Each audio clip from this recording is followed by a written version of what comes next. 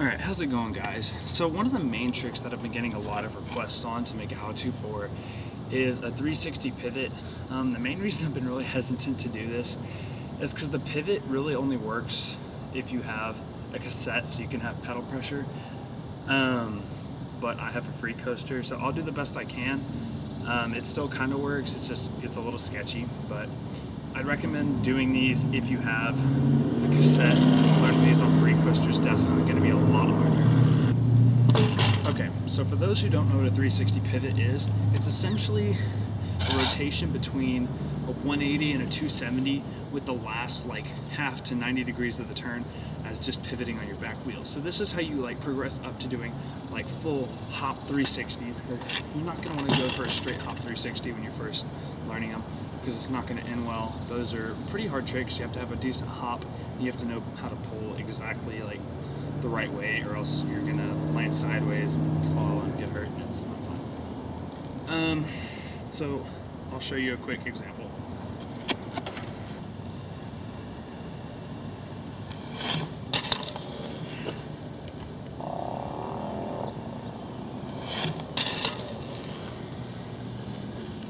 Okay, so there's two different examples of it. The first one I did a lot less of like pivoting, like extended out. I was pretty tucked up. So that's like a lot closer of what you're gonna wanna do towards the end of knowing how to do this if you wanna move to hop 360s.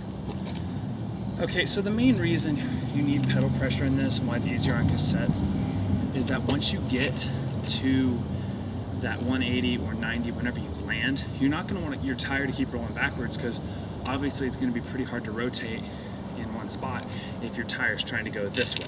But if you're stopped there, your body is immediately going to want to go whatever way it can to go with the momentum.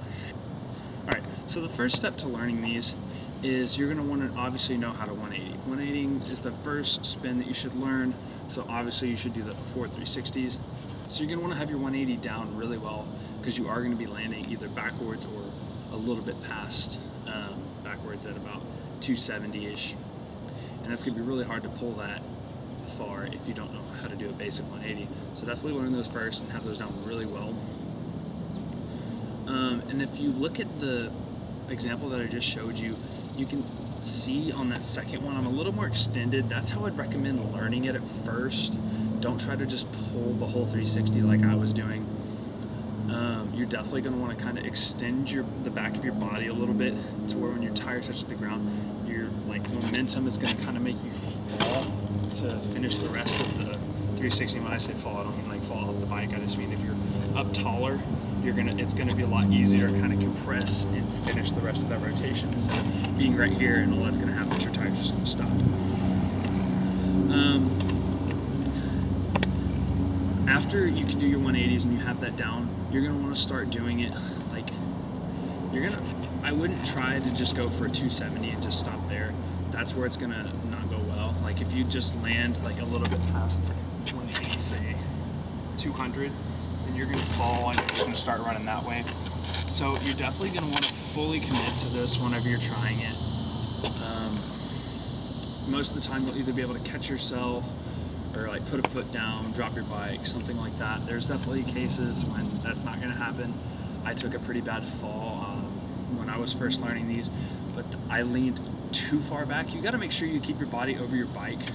Whenever I fell, I spun, I got about here, but my body was way too far back. So I just kind of looped out backwards like that and I fell onto my wrist, and it did not feel good at all. It hurt for almost a year after that. Like I didn't break it or anything, but I just messed something up in there, and whatever this is would swell up every time I rode, and that really sucked. But I know a lot of people who didn't have any sort of problem like that. If you want to learn these, like just 360s out of bowls first, that'll help you get the rotation. It's pretty much a mind game. Honestly, like if you're scared of it, it's going to be a little bit harder. So if you can do them out of bowls, it'll definitely help doing them on flat. You just pivot that rest of the way around. If you want to, if you're having trouble pivoting and you really don't have like any other thing to try because you just can't figure it out, there is one thing you can do that I know a friend of mine did. This one you're definitely gonna need a cassette for, but because it's gonna be really hard to do this right now for me.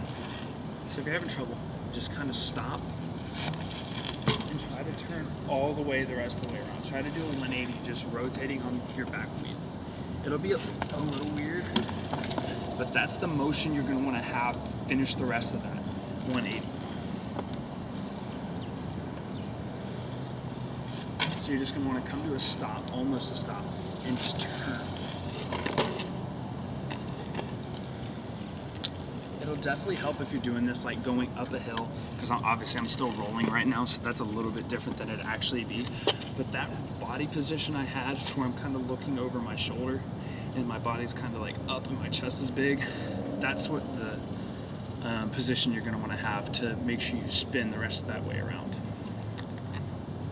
Other than that, pretty much the only common problems would be is not spinning enough. You're gonna have to make sure you rotate past 180 to be able to pull the rest of it around. And then once you start wanting to do them hop, like complete hop threes, just keep trying to rotate a little more and pivot less. It'll look like that first one that I did. Here, I'll do another one that's a little bit closer to a hop three.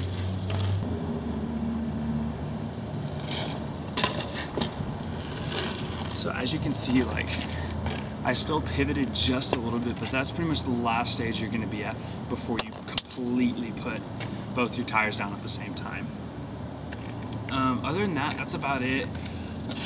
There's not too many other things that I can mention about this. Like if you're having a specific problem about one part of the trick, let me know. I think I addressed everything that I had problems with. The main thing for me was just make sure you stay over your bike. Don't be hunched over it, but be like centered, because if you're leaning too far back, you're gonna go off the back end and it's not gonna be fun. Another thing you can try this in is grass. If you have some grass that you don't really care about getting torn up, like don't try this in your parents' yard. They probably won't be too happy if you're falling and tearing up the grass, but if there's like just a field by you, you can try them in that. That way if you fall, it's not gonna hurt as bad. But yeah, other than that, it'll take a little bit of time. It's definitely a weird trick to learn, just because it's completely new. Like spinning the rest of that way around, it can feel like a lot at first, but like you'll gradually get more used to it as you go. Like I said, if y'all have any other questions about any specific part, just let me know. I'll answer those questions as soon as I can. And other than that, thank you for watching. If y'all have any other questions or any other how-tos you'd like me to do, just go ahead and comment below. I'm going to try to keep doing a lot more of these, but that's it. Thanks for watching.